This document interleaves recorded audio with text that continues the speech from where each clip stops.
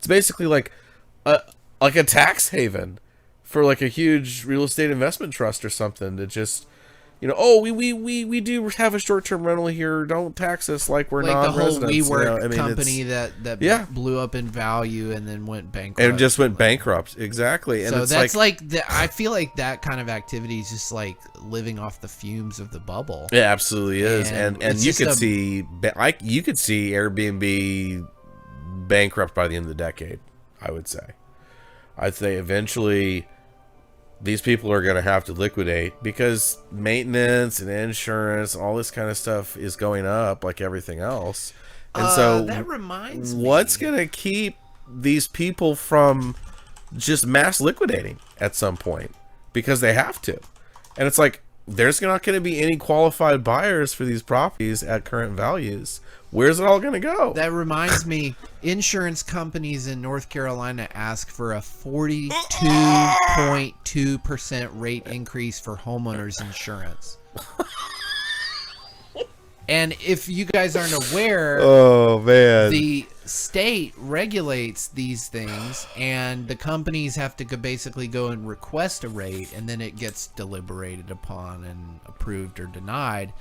I do think that they denied this rate, but to me, it's an Overton window type of situation. Absolutely. Like, I'm gonna, as a salesperson, you would always ask for more than you think you'll get, hoping that they land somewhere above your minimum ask. Exactly. Right? So, like, they don't necessarily expect to get 42%, but, like, they'll be maybe happy if they get 30%. Exactly.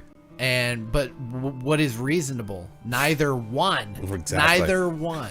It's still price fixing. But they want it to appear reasonable by, oh, well, we asked for this much, but we only got this much, so we actually got screwed. Right. These insurance, we still have a long way to go to get to fair value for what we need for our revenue.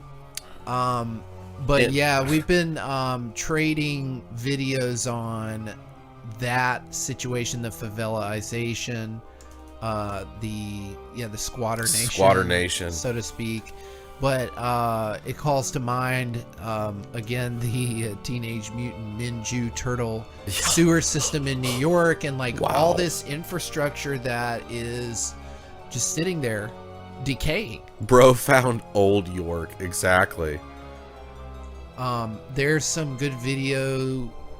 There's a Decaying Midwest on Instagram. They've got some good videos where it's urban exploring. You're not supposed to be in these locations. It's technically trespassing, but nobody's really minding them. However, they've got some really interesting videos of supposedly underground facilities where the power's on. Yeah. And some people have explained well, in order for this the property's still owned by somebody, it's just not profitable. But in order for it to still be insured and not be a total liability for the person, they have to have some minimum amount of maintenance. So they might keep some of the power on or things like this, have cameras on the location to protect it or whatever. But a lot of this stuff is really creepy, very spooky. It's spooky, and it's how much infrastructure is there like this anyway? I mean, it's wild, and these are just small little clips too. Full length investigations, and Well, you sent me. Was it Nellie's house? Yeah. Nellie's, or it was. I think it was Michael Jordan's old mansion. Yeah, that's just Chicago. Abandoned outside of Chicago. Crazy. It's this sprawling 15,000 square foot mansion, which is probably low digs on the hierarchy in terms of what he still has access to. This is probably his dump shack, basically. Right. But it still just goes to show there's all this abandoned, decayed housing everywhere. Right. And that's not to say, we should just import everyone to come live there. It's no, we should repurpose it and actually dedicate resources towards maybe making these abandoned units a little bit more accessible to the present population in America. Like, let's not, get too open arms about the infrastructure, but also obviate how poorly it's being distributed and how overly centralized the ownership is. It also calls to mind the construction methods. Sure. Like some of these mansions, they're impressive, right? But Yeah. it clearly doesn't take that long at all, Right. for them to fall into disrepair. Like the Michael Jordan one you Yep. showed me, he has like a whole basketball court in there. It's totally flooded. Right. There's mold and this and that. Like, Exactly. But like, meanwhile, you have these structures from antiquity lasting hundreds of years, and they're largely fine. Yeah. And it's like, They're still structurally sound. They're not like totally lost cause projects. And in fact, one could argue that some of the structures we're currently inhabiting are just renovations of these older structures. Like, the bones are actually so good that we just renovated on top of it. yeah, some of the larger buildings, and then just some of the inexplicable, like, jaw-dropping demolitions of things that clearly did not need to be demolished.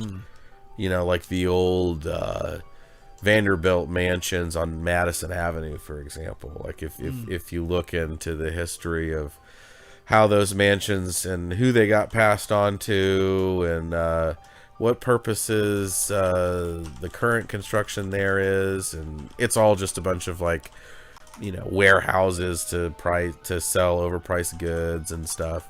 And it's like, where did the craftsmanship go? Is this really just a complete lowest common denominator, race to the bottom, profit over people kind of thing, or is there something a little bit more eye-opening to be had here?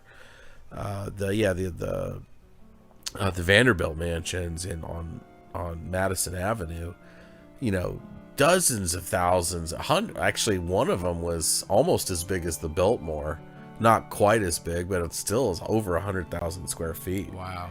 Mega mansion on Madison Avenue, and it was, sold off after one of the heirs got really sick and died of a stroke, and I think it was Alice Vanderbilt who sold it to one of these holy merchants, who basically tore it down and turned it into a giant warehouse for clothes and stuff.